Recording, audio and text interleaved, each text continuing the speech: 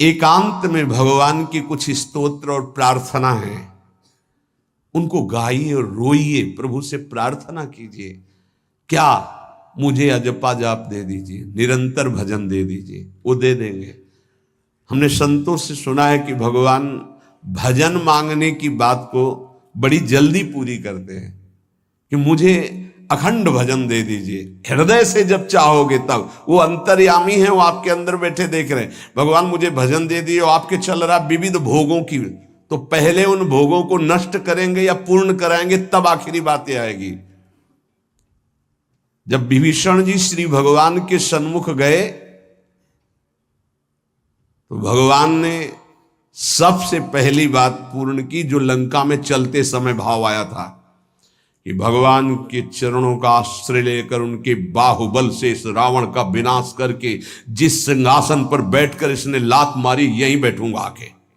पहला काम किया, समुद्र का जल मंगाकर लंकाधिपति पद पर अभिषिक्त कर दिया। लंकेश कह के उन्होंने कहा कि प्रभु उर्कछु प्रथम वासना रही, प्रभुपद प्रीति सरित सो बही।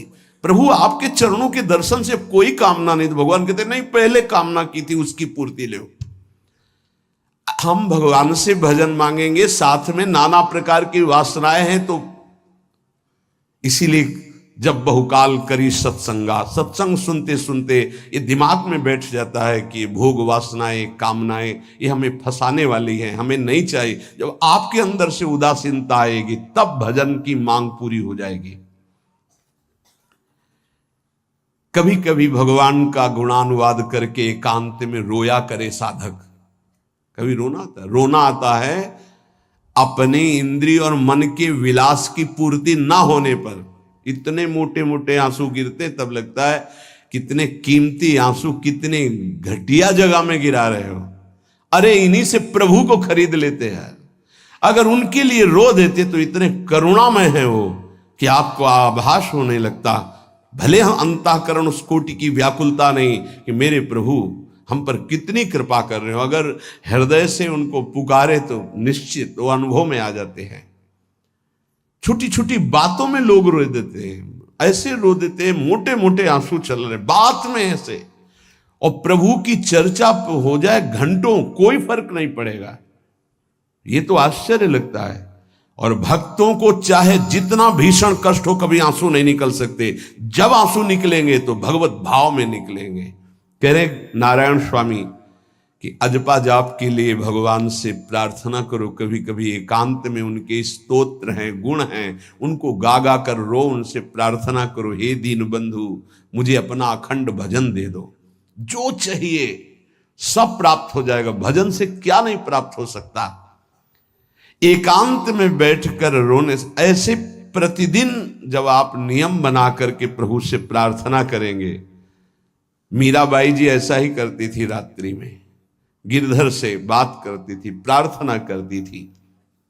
नारायण स्वामी जी कह रहे हैं उपासक ये बिल्कुल ध्यान रखे, यदि नाम सिद्ध करना है तो झूठ बोलना शपथ पूर्वक त्याग दे। झूठ नहीं बोलूंगा, सत्य बोलना इस अजपा जाप के लिए निहायत जरूरी है, निहायत जरूरी है। प्रार्थना है, काहे को मलिन करे जिह्वा। जब हम भगवत मार्ग में चल रहे तो ये याद भूल जाती है हमें कि हमें सत्य ही भाषण करना है, असत्य नहीं बोलना। ये हमें भूल जाते हैं। क्यों भूल जाते हैं? क्योंकि माया का ऐसा प्रभाव। अगर हम भजन के प्रेमी हैं, भजन बढ़ाना चाहते हैं, तो हम झूठ क्यों बोले? सारे जगत में जो भी तुम्हारे सामने आवे, दृष्टि से उसको जरूर देखकर एक बार प्रणाम करो। मेरे प्रभु इस जीव जंतु के रूप में, जड़ के रूप में, चैतन्य के रूप में। इससे तुम्हारे हृदय में पवित्रता बढ़ेगी, अजपा जाप चलने में सहायक होगा। सत्य बोलना, भगवान से एकांत में रोकर प्रार्थना करना, सबके प्रति भगवत भाव रखकर प्रणाम करना, जिससे तुम्हारा कहीं दोष दर्शन नहीं होगा। किसी के मन को दुखाने वाली कभी बात न कहे, किसी को दुर्वचन न कहे, किसी का वैर भाव अपने हृदय में स्वीकार न करे। ये साधन मैंने स्वयं किया है। नारायण की कृपा से इस दास को वेदांत का भी पूरा ज्ञान है और भक्ति मार्ग का भी, दोनों का आखिरी भाव समदर्शिता है, चाहे भक्ति से चाहे ज्ञान से। सब में ब्रह्म देखना, सब में वासुदेव देखना, सब में इष्ट देखना। भक्ति विषय में भजन और ज्ञान विषय में नारायण, ये दोनों बात भक्त में होनी चाहिए। भक्ति का प्रथम और अंतिम विश्राम भजन, हर समय भजन चलना, और आंतरिक ज्ञान का विषय सब में हमारे इष्ट देव। ये दो बातें जरूर होनी चाहिए परिपक्व भजनानंदी होने के लिए। अगर भगवान की प्राप्ति करनी है तो ये दो बातें बड़ी जोर की है, भजन निरंतर और जिसके भी सानिध्य में आए उसमें भगवत भाव करना। मेरे नारायण ने मुझसे कहा, वो फरमाया कि उनके पीछे पीछे मैं चलता हूं जो मेरे ऐसे भजन करने वाले भक्त होते हैं। और श्री कृष्णचंद्र जी ने दयालुता में भागवत में कहा, अनुब्रजाम्य हम नित्यम पूयत्यंगुरेण भी। मुझे बहुत रोना आता है बात सुनकर के कि दास की चरण रज के लिए स्वामी पीछे पीछे डोलता है। किस भक्त के पीछे? जो दो बातें यहां कही, जो निरंतर नाम जप करता है और सब में भगवत भाव रखता है। तो भगवान नारायण ने नारायण स्वामी से कहा कि मैं उसके पीछे पीछे डोलता हूं कि उसकी चरण रज मेरे ऊपर पड़ जाए। और भगवान श्री कृष्णचंद्र जी ने कहा, निरपेक्षम मुनिम शांतम निर्वैरम सम दर्शनम। निरपेक्ष जो किसी की अपेक्षा नहीं रखते, किसी से कोई संबंध नहीं स्वार्थ का। मुनिम जो निरंतर मंत्र का नाम का मनन करते रहते हैं। शांतम हर द्वंद्व की प्रहार स्थिति में वो शांत रहते, विचलित नहीं होते। निर्वैरम कोई उनसे वैर करे तो भी वो उससे वैर नहीं करते। और समदर्शी सब में अपने इष्ट को देखते। ऐसे संतों के पीछे में भगवान कहते उनकी चरण रज लेने के लिए हर समय पीछे पीछे रहता हूं।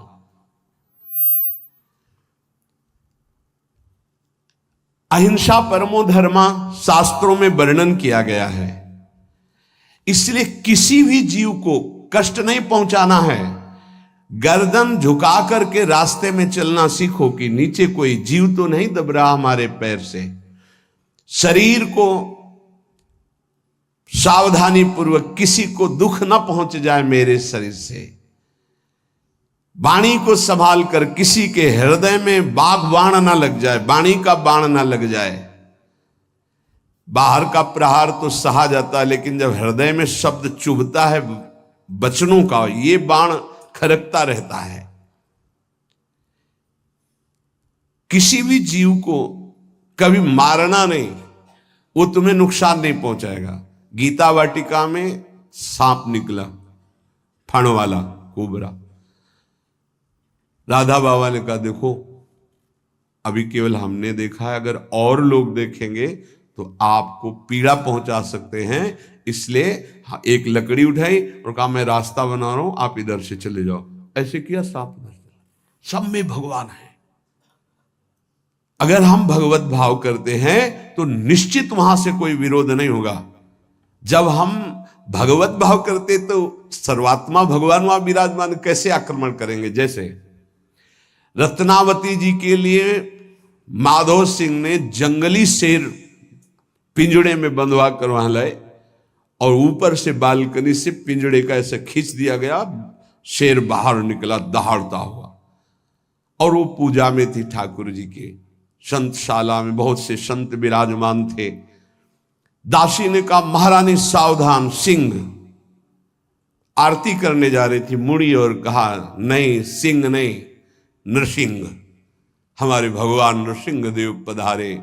और थाल लेकर मुड़ी तो जैसे सीधी गाय ऐसे खड़े हो गए। तिलक लगाया, आरती की, प्रणाम किया। सिंह घूमा और छलांग मारी ऊपर। जो बालकनी में राजा के पार्षद उसको बंदी बना करके लाए, सांप को फाड़ और जंगल किसी संत को, रत्नावती जी को या किसी को वहां कोई क्षति नहीं।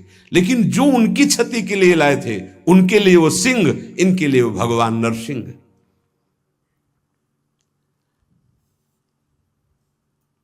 यथा योग्य दूसरे की सहायता करना, ये अपने भजन को बढ़ाने के लिए अत्यंत आवश्यक है। नारायण स्वामी जी कहते हैं, साधु क्या सहायता करेगा? मान लो जो अकिंचन है वो क्या सहायता करेगा? तो विद्या दान सबसे बड़ा दान है। तुमने जो शास्त्रों में स्वाध्याय किया है, जो अनुभव किया है, वो दूसरों को दो। जो अधिकारी है, जो दैन्य है, जो सुनना चाहता है, उसे जरूर सुनाना चाहिए। जो विद्या का दान करता है, भगवान का भजन बहुत सहजता से होने लगता है, दूसरे को भजन में लगाने की बात। इसीलिए जैसे आप गृहस्थ में हैं तो आप अपने परिवार के छोटे बच्चे बड़े सब 5 मिनट आप राधा राधा कहिए, आप 10 मिनट भजन कीजिए, आप स्वयं कीर्तन कीजिए, पूरे परिवार को सुनने को मिले, बहुत लाभ मिलता है। सब अगर नगर कीर्तन करें तो लाखों लोगों के पाप नष्ट हो जाए, आपको बहुत जल्दी भगवत प्राप्ति हो जाए। ये साधन होते थे। अब क्या हो गया कि इतनी भजन के प्रति लघु बुद्धि हो गई कि शर्म लगेगी कि हम पूरे गांव में कैसे कीर्तन करें। जो शर्म लगने वाली बातें, उनमें शर्म नहीं, नाम जप में शर्म लगेगी कि हम 10 लोग मिलकर नगर कीर्तन करें। पहले ऐसा था, प्रातः 4 बजे गांव के 10-20 लोग बड़े बूढ़े मंजीरा लेकर, ढोलक लेकर के आसपास गांव में फेरी देते थे, जिसे प्रभात फेरी कहते थे, और वो नाम कीर्तन करते हुए कितनी सुंदर प्रथाएं थी। शाम के समय रामायण या भागवत की कथाएं कोई जो पढ़ा लिखा है वो सुना रहा है, 10-20-50 ऐसे आसपास के घरों के लोग बैठकर भगवान की चर्चा सुन रहे हैं। ये जरूर करना चाहिए, जो भजन के लिए बहुत उत्साह बढ़ता है। ध्यान करते समय, भजन करते समय मन तुम्हें घुमा घुमा कर माया में फंसाएगा। नारायण स्वामी का अनुभव, तुम्हें उसको घुमा घुमा के भजन में लाना है, ये युद्ध करना है। मन ने जो मांगा वही हम देने के लिए तैयार हो जाते हैं। ध्रुवदास जी कहते हैं, मन अब तक तूने जो कहा मैंने किया, मैं जो कहता हूं तुम्हें करना पड़ेगा। थोड़ा तो हिम्मत लाओ मन से लड़ने के लिए, और किसी से लड़ने की जरूरत नहीं। मन को जीत गए तो सच्चे गुरु बन जाओगे। मन को जिसने चेला बना लिया वही सच्चा गुरु नहीं। मन के सब चेला हैं, कोई बिरला ऐसा है जो मन को अपने शिष्य बना ले। बहुत ध्यान दीजिए, लाखों बार प्रश्न आते हैं ये। मन जब तुम भजन में बैठोगे तो घुमा घुमा कर माया में मारेगा, आपको वहीं गिराएगा। तुमको ये करना है कि उसे घुमा घुमा कर नाम में लाना है। चल राधा राधा राधा, तेरी एक बात नहीं सुनेंगे। इस साधन के करने से मन की शक्ति जो विषय भोगों में फंसाने वाली है वो कम हो जाती है। ध्यान दीजिए, बड़े अनुभवी महात्मा है नारायण स्वामी। बार बार जब आप अपने मन को संसार की तरफ जाते हुए से घसीट कर नाम में लाएंगे तो कमजोर पड़ जाएगा और वो तुम्हारे अधीन होने लगेगा। मन जिसने अधीन कर लिया वो साक्षात भगवत स्वरूप हो जाता है। मन मारिया तन बस में की ना, हुआ भरम सब दूर। बाहर से कछ दिखत नाही, अंदर चमके नूर। आपो त्याग जगत में बैठे नहीं किसी से काम, उनमें तू कछु अंतर नाही, संत कहो चाहे राम। वो भगवान का स्वरूप हो जाते हैं। मन की प्रत्येक स्फुरणा पर ध्यान रहे, वो तुम्हें संसार की तरफ घुमा घुमा कर मारेगा, तुम्हें घुमा के नाम में लाना है। ये साधन तुम्हें अजपा जाप में स्थित करेगा। मन रूपी दर्पण को साफ करना है। जो जो वासना आवे उस वासना को नहीं भोगना है, इससे मन रूपी दर्पण साफ हो जाएगा। जैसे जैसे तुम वासनाओं को भोगते हो वैसे वैसे मन के ऊपर परत चढ़ती चली जाती है मल की, और जैसे जैसे तुम वासनाओं को नहीं भोगते हो तो मन निर्वासनिक होता जाता है। भोगने से सुख नहीं मिलेगा, ना भोगने से सुख मिलेगा। भोगने से शांति नहीं मिलेगी, ना भोगने से शांति मिलेगी। त्यागात् शांतिरंतरम, अब बहुत बुरा बैठ गया है ये हमारे हृदय में कि हमारे मन में जो आए वो भोग मिल जाए, हम सुखी, बड़ी कृपा। बोले जब से भजन शुरू किया बड़ा चमत्कार, जो चाहते हो जाता है। दुर्भाग्य, ये कोई सौभाग्य है?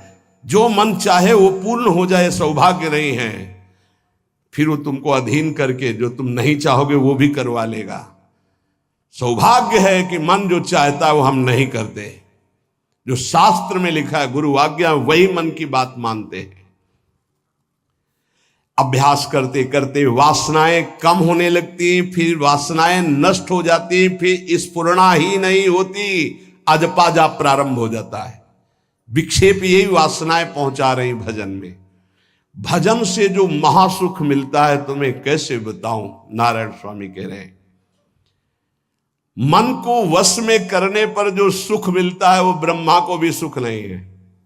अब आप सोच लीजिए, मन के अधीन होने पर दुर्गति तो सब देख रहे हैं, लेकिन मन को वश में करने पर जो सुख है वो परमेष्ठी पद ब्रह्मा में भी नहीं है। इसीलिए भक्त कहता है, न पारमेष्ठम न महेंद्र धिष्णम, नहीं चाहिए देवराज इंद्र का पद या ब्रह्मा का पद। ऐसा सुख स्वयं मिल गया क्योंकि मन अधीन हो गया। इसलिए इस दास ने स्वामी नारायण की कृपा से इस मन को अधीन किया। नेत्रों से जलधारा बहने लगी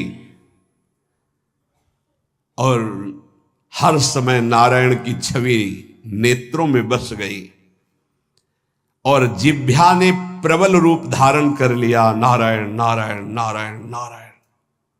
अभी जिह्वा प्रबल रूप, समोसा, चटनी, ये वो कैसे नाम मीठा लगे। राधा नाम सुधा रसम, पानी आया मुंह में? नहीं। राधा नाम सुधा रसम, पानी आया मुंह में? नहीं आया। वह भी गरम गरम समोसा, चटनी, ये या अमुक चीज या अमुक, मुंह में पानी आ जाएगा क्योंकि हमारी जिह्वा का स्वाद बिगड़ गया। बोले हमारी जिह्वा प्रबल हो गई, किस बात में? रुकी नहीं रही। राधा राधा राधा राधा, जैसे राधा बाबा की। नारायण स्वामी जी कह रहे नारायण नारायण नारायण। हमने इसको कैसे वश में किया? बाजार में जाता, मिठाई की दुकान के सामने खड़े होता और जो सब चीज दिखाता और फिर कहता नारायण नारायण नारायण, कुछ नहीं मिलेगा। चलो फल की दुकान में जाता, जगह जगह इसको हर चीज दिखाया, कुछ नहीं दिया। ये हमको जलाया, वो हम नारायण नारायण के द्वारा इसको शांत किया। माया ने हर चीज मंगवाकर हमारे सामने रखी पर नहीं खाया।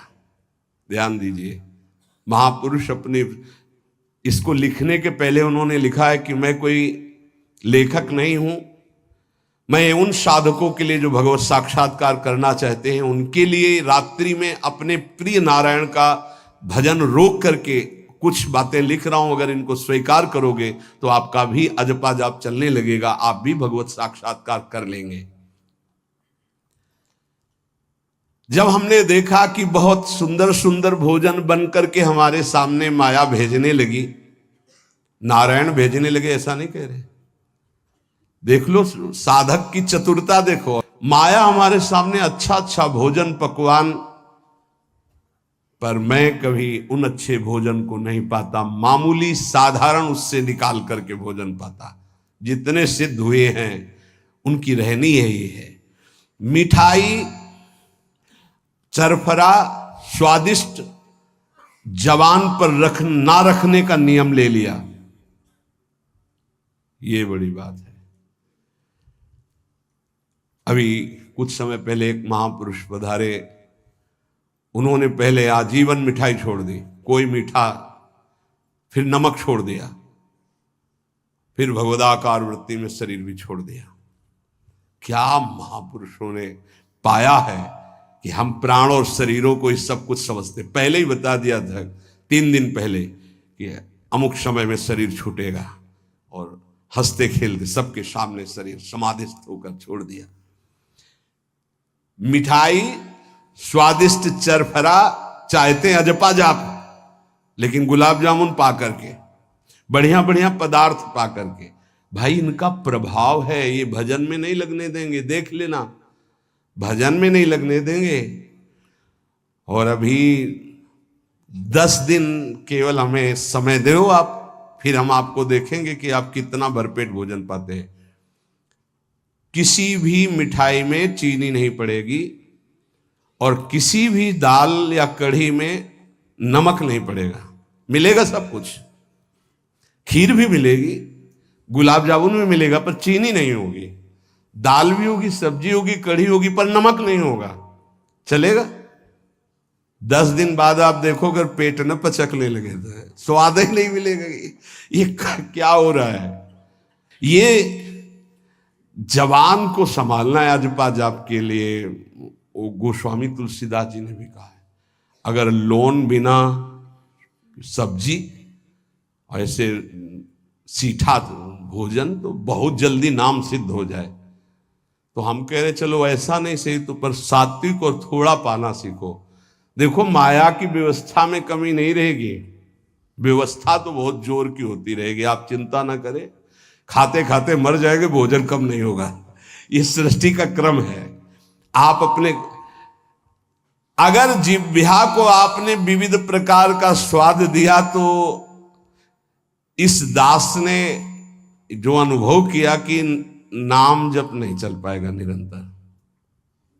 नारायण स्वामी कह रहे हैं देख लो, नाम चलाना है या रसेंद्री, थोड़ा नमक कम हो, नमक डलवा। अरे यार कभी कभी तो साधु को ऐसा सौभाग्य मिलता है कि नमक ना हो, कभी ऐसा बिगड़ा है चुपचाप दबा के प्रसन्नता से मन की इंद्री को नहीं, शांत, कैसा भोजन, बहुत प्रसाद, बहुत सुंदर था।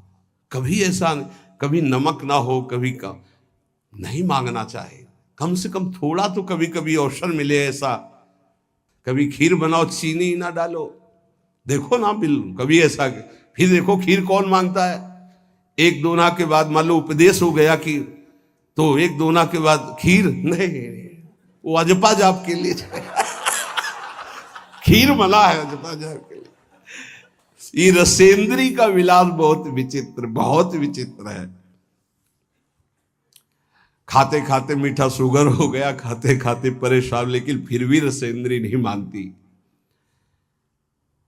जो निरंतर भजन करना चाहता है उसे 24 घंटे गुरुजनों के द्वारा बनाई हुई दिनचर्या में ही रहना चाहिए। एक दिनचर्या कोई पकड़ लीजिए, एक आज्ञा पालन कीजिए। अगर 100 आज्ञा ना पालन करने की सामर्थ्य आ जाए तो बताना, एक कोई आज्ञा पालन कर लीजिए। वो 100 आज्ञा पालन, और एक आज्ञा उल्लंघन कर दीजिए, 100 आज्ञाओं से आपको नीचे गिरा देंगे। एक दिनचर्या पालन कर लीजिए, आप अपने मन को आज्ञा पर लगा दीजिए, एक दिनचर्या पालन कर लीजिए। कौन सी दिनचर्या ऐसी कठिन है जो आप पालन नहीं कर सकते? मैंने एक यूरोप का आदमी था, वो बहुत अमीर था। वो मरते समय घर वालों को कहा कि मैं एक वसीयत लिखा है, वो मुझे पढ़ने को मिली उस दिन। पूज्य नारायण स्वामी जी कह रहे हैं उसमें कोई रुपया पैसा की वसीयत नहीं थी। उसने एक बहुत मोटे अक्षरों में शब्द पूरा खाली, पूरी डायरी खाली, केवल एक शब्द, और कहा मैं ये वसीयत आप लोगों को लिखकर, time is money in the world. सही शब्द है कि गलत है?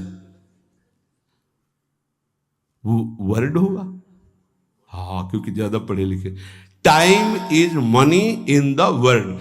दुनिया में सबसे बड़ी संपत्ति समय है। दुनिया में सबसे बड़ी संपत्ति समय है। जब से मैंने ये पढ़ा तो इस दास ने समय की सदैव कद्र की है, हर समय को सार्थक किया है। या निरर्थक करने में समय की सार्थकता समझ रहे हैं। निरर्थक सोना, निरर्थक बातें करना, बिना भजन के जो सेकंड गया व्यर्थ गया। बहुत सुंदर बात है, जिसने समय की कीमत पहचान ली वो सबसे बड़ा संपत्तिवान। Time is money in the world. संसार में समय ही सबसे बड़ी संपत्ति है। समय की सदुपयोग वृत्ति राधा राधा राधा राधा। इसको पाबंदी में बांधिए, तुम्हारा लोक परलोक दोनों सुधर जाएगा। समय को एक, इस समय ये, इस समय ये, इस समय ये, इस समय। परसों जब इसी का सत्संग हुआ था तो ये हुआ था कि यदि आपने किसी को 5 बजे का समय दिया तो 5 मिनट पहले पहुंच जाइए। यह साधक का लक्षण होता है। अगर 3:30 बजे से वाणी पाठ होता है तो आपको यहां 3 सवा 3 बजे ही उपस्थित हो जाना चाहिए। आप सर्वांतर्यामी भगवान के द्वारा दिया हुआ दिव्य मानव देह और दिव्य सत्संग और इसको दिव्य बनाने का अवसर खो मत। नहीं, ये सोने के लिए नहीं, ये व्यर्थ के लिए नहीं, ये मुंह दिखी करने के लिए नहीं है, ये अंता से पालन करने के लिए है। जब से मैंने ये शब्द पढ़ा था time is money in the world, तो अपने जीवन में कभी 1 मिनट भी व्यर्थ नहीं खोने दिया, 1 मिनट भी। देखो, यही लगन नींद पर विजय प्राप्त करवाती है। यही लगन कि मुझे समय बर्बाद नहीं करना, जितना अधिक से अधिक भजन।